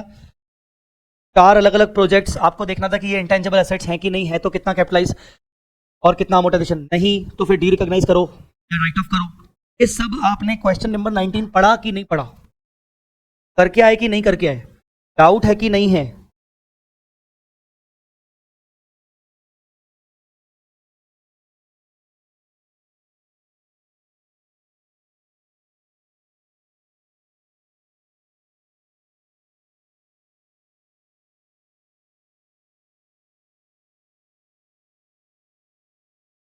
रजत, इसमें एक डाउट है, प्रोजेक्ट में अमोर्टाइजेशन एसएलएम पर क्यों किया है?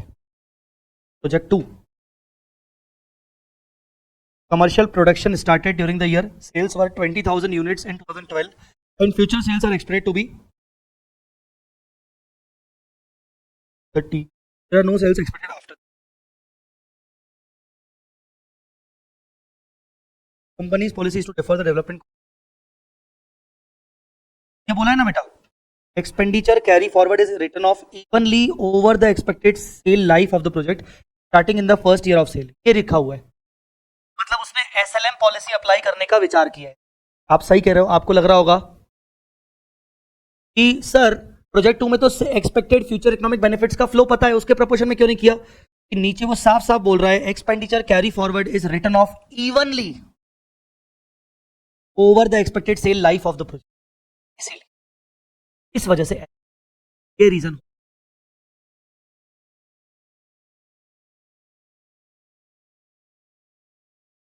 बेटा इवनली वर्ड लिखा है, इवनली, इवनली का मतलब एसएलएम।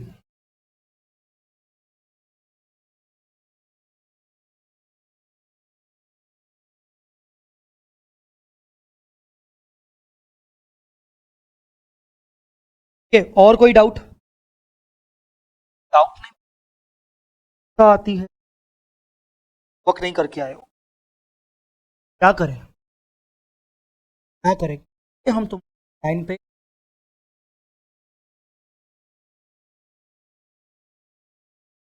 क्लास में तो ये हो जाता, फेस टू फेस क्लास में तो ये हो जाता है कि चलो डंडे मारेंगे, बच्चों की बैंड बजाएंगे। केस 3 में अमोटाइज इसीलिए ही नहीं लगाया ना क्योंकि सेल्स के बारे में कुछ नहीं बोला।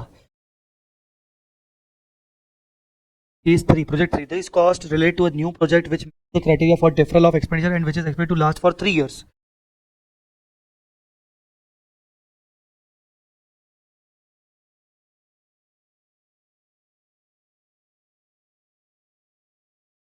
हाँ फुल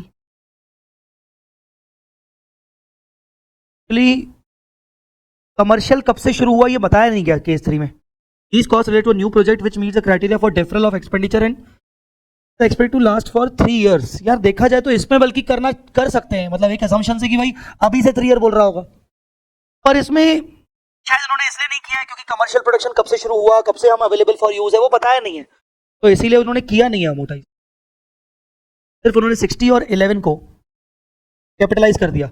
हो सकता है मे बी जो केस 3 हो वो डेवलपमेंट स्टेज पे हो अभी भी, क्योंकि आप देख रहे हो केस 3 का ओपनिंग कुछ नहीं है ना, करंट ईयर में ही डेवलपमेंट हुआ है, करंट ईयर में ही डेवलपमेंट हुआ है, तो हो सकता है अभी वो डेवलपमेंट स्टेज पर हो, उसमें आपने रिसर्च किया तो वो तो पीएनएल में डाल दिया, बाकी आपने कैपिटलाइज कर दिया, हो सकता है अगले साल भी मुझे कैपिटलाइज करना पड़े, तो इसीलिए मुझे लगता है वो एक असम्पशन की भाई वो अभी भी स्टिल एट डेवलपमेंट स्टेज वाली चीज होगी। बट आप नो डाउट आप एक असम्पशन डाल के बोल सकते हो कि सर हम इसको 3 साल में अमोटाइज कर रहे हैं अभी से ही।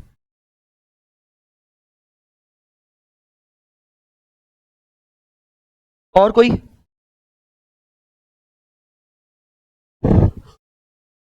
और कोई और कोई डाउट? आपको क्वेश्चन बैंक मिल गया होगा, क्वेश्चन बैंक के पीडीएफ नोट्स मैंने डाले हुए हैं, शेयर किए हुए हैं आपके लॉगिन में भी, क्वेश्चन बैंक आपको मिला होगा। हाँ क्वेश्चन बैंक आपको मिला होगा, आप प्लीज प्रैक्टिस करिए, प्लीज आप प्रैक्टिस करिए।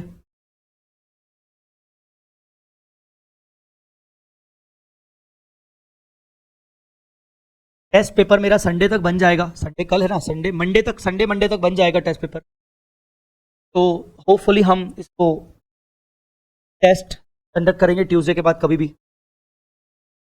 टेस्ट कंडक्ट करने के लिए मैंने सोचा है कि जूम पे अपन लाइव टेस्ट कंडक्ट करेंगे ताकि आपको लाइव का माहौल मिले, बच्चा टेस्ट देगा डालेंगे टेस्ट।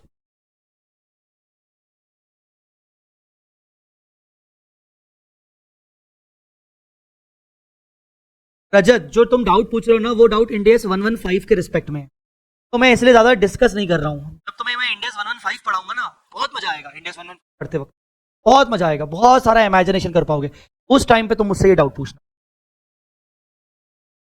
इस टाइम पे डाउट्स पूछना।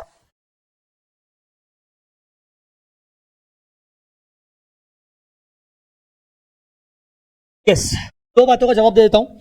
कल क्लास रहेगी कि नहीं वो मैं आपको शाम तक बता दूंगा, क्योंकि मेरे घर पे पेस्ट कंट्रोल आज चलेगा, स्टार्ट होगा, तो हम अपने पूरे घर का पेस्ट कंट्रोल करवा रहे हैं।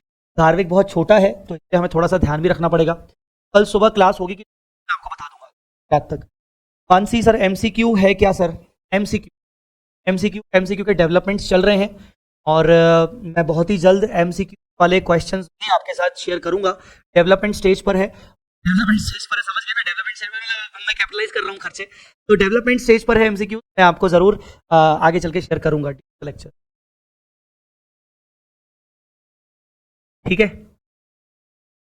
और बताओ बच्चों में तुम्हारे लिए क्या, और बताओ बच्चों में तुम्हारे लिए क्या कर सकता हूँ?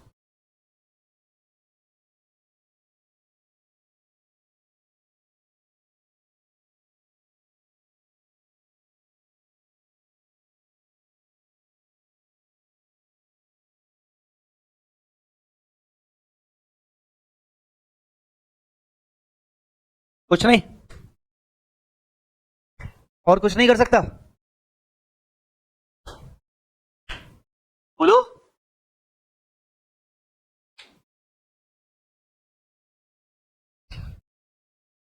रजत कह रहा है सर गाना गा जा, गाना गाओ सर।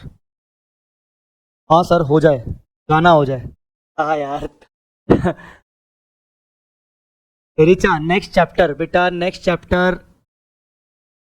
इच्छा तो मेरी नेक्स्ट चैप्टर की है, इंडियस 116 लीजेस शुरू करने की, पर क्योंकि लीजेस इतना बड़ा है कि मैं चाहूंगा कि सबके पास बुक्स आ जाए एक बार, और अगर सबके पास बुक्स नहीं आई हैं अभी तक, तो फिर मैं बोलूंगा कि यार अभी भी वेट कर लेते हैं। छोटा सा चैप्टर है इंडियस 40 इन्वेस्टमेंट प्रॉपर्टीज, वो कर लेते हैं।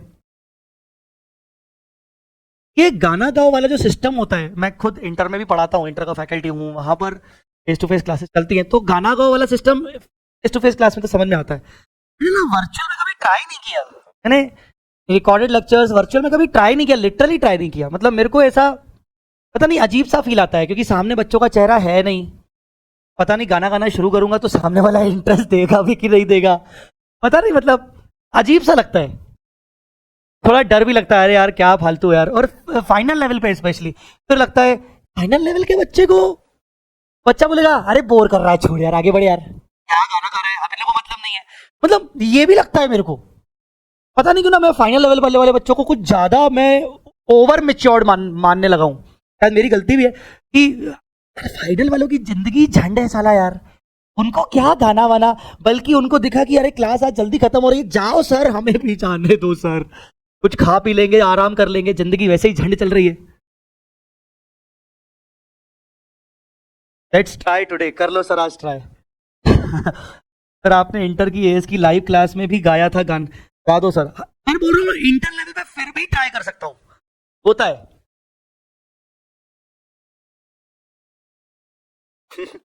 चलो आज मैं ट्राई करता हूँ, तुम लोग कहते हो तो आज मैं ट्राई करता हूँ। कोई गाना रिकमेंड करोगे क्या?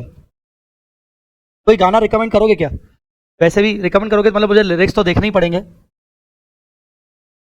कोई गाना रिकमेंड कर दो मेरे को, मैं आज कोशिश करता हूँ। चलो मैं आज फर्स्ट टाइम, मतलब मैं इतने टाइम से सीए फाइनल पढ़ा रहा हूँ, मुझे याद नहीं है कि मैंने कभी सीए फाइनल की क्लास में कभी गाना गाया होगा। मुझे याद नहीं, याद है, मुझे नहीं याद है लिटरली कि मैंने कभी सीए फाइनल की लाइव क्लास में गाना गाया होगा। प्रेरणा कह रही है थोड़ा एंटरटेनमेंट भी जरूरी है। क्यों बेटा, मैं ऐसा दिखता हूँ क्या तुम्हें कि मैं एंटरटेनमेंट बिल्कुल नहीं करवाता हूँ? पुराना गाना गा दो कोई सा भी। हाँ,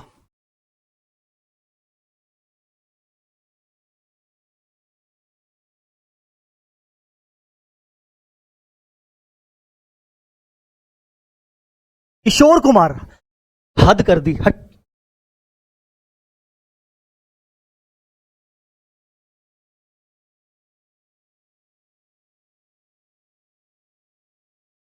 चलो एक गाना गाता हूँ, मैंने कल ही सुना था वो गाना, अच्छा लगा मुझे, मतलब उसका मैंने एक रीमिक्स वर्जन सुना, पर मैं रीमिक्स वर्जन तो नहीं गा पाऊंगा। वो पुराना गाना है, आपने आमिर खान की एक मूवी थी कयामत से कयामत तक, याद होगी? आमिर खान की मूवी थी शायद, कयामत से कयामत वाली ही मूवी थी। मस्त गाना है। चलो मैं गाता हूँ, तुम ना प्लीज मैनेज कर लेना। मतलब अगर बहुत ही बुरा गाऊं तो बता दियो बेटा कि सर आज के बाद ना, ना हम आपको बोलेंगे, ना हम सर आप हमें ये बोलना कि और बताओ बच्चों में क्या कर सकता हूँ, गाना तो सर मत गाना। सर मतलब बिल्कुल लिटरली बोल रहा हूँ, अगर आज नहीं समझ आए ना, बिल्कुल लगे कि बकवास सर, इससे भी बुरा क्या हो सकता है, वो है ये, बिल्कुल मुंह पे बोल देना सर, कृपया करके आज के बाद ये जरूरत मत कर देना गाना गाने की। All right. तो मूवी का नाम है कयामत से कयामत तक, और उसका एक बहुत अच्छा फेमस गाना है मेरे हम सफर, एक जरा इंतजार, उन सदाएं के रही हैं दिल प्यार, है मेरे हम सफर, एक जरा इंतजार, उन सदाएं दे रही हैं दिल प्यार की, अब है जुदाई का मौसम, तो पल का मेहमान, कैसे न जाएगा अंधेरा, न थमेगा तूफान, अब है जुदाई का मौसम, तो पल का मेहमान, कैसे न जाएगा अंधेरा, क्यों क्यों न थमेगा तूफान। बस बस बस बस, मैं वो आगे ना सुर नहीं मिला पा रहा हूं। बस, तो लास्ट की लाइन में फिर से गा देता हूं। है मेरे हम सफर, एक जरा इंतजार, सुन सदाएं दे रही हैं दिल प्यार की। स्टूडेंट के लिए एक लाइन बहुत अच्छी लगी मुझे, जो मैंने अभी गाई, मैं फिर से बोल देता हूं। कैसे न जाएगा अंधेरा, क्यों न थमेगा तूफान। ये आपके लिए बहुत इंपॉर्टेंट लाइंस है, ये आपके लिए बहुत इंपॉर्टेंट लाइंस है। कई बार जिंदगी में चीजें होंगी, बट याद रखना, रात के बाद सवेरा होता है, और ये चीजें बहुत कुछ सिखा के जाती हैं अगर आपके साथ कभी भी कुछ हो तो।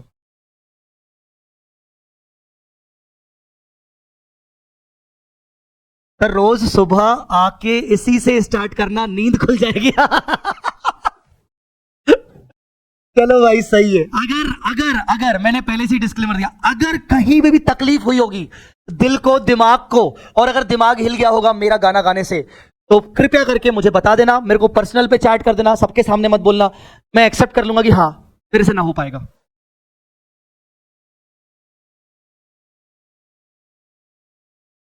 मैम हो तो और मजा आता। मैम सो रही है, वो उठती है लेट। चलो चलो, थैंक यू सो मच, बोलते हैं कल।